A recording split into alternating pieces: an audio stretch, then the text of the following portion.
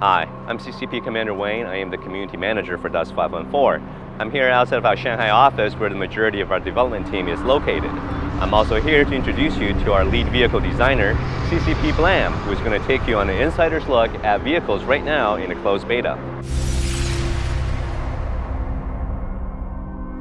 My name is Ryan Thornton. I'm a game designer at Dust 514, otherwise known as CCP Blam.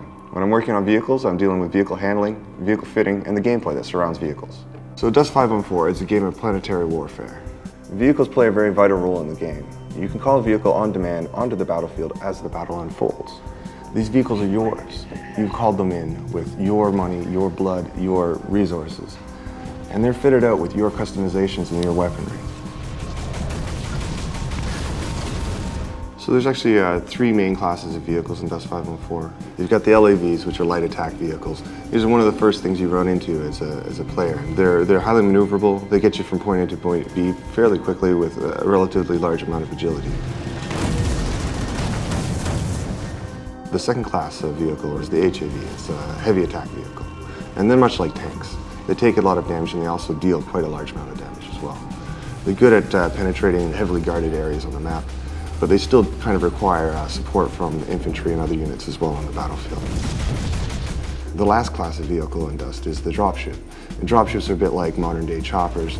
They're highly maneuverable as well. They get you across the map fairly easily if you're delivering troops, or perhaps you might want to fit out your dropship with extra weaponry to lay down fire from an aerial perspective. Each of these vehicle classes also have their own racial variants.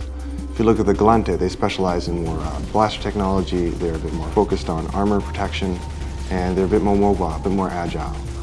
If you look at the Caldari, they have a bit of a focus on shield technology, and their area of specialization is rail weaponry. The great thing about Dust 514 is that we're never really finished making it. It's an online-only, free-to-play game for the PlayStation 3. We're able to continually add new expansions, new content, and new features. Part of this is getting feedback from our players to figure out what ways can we support them, what other things do they need that we can give them to enhance their experience. So we're looking at adding other things like new vehicle variants, new vehicle classes, as well as even mechs in the future.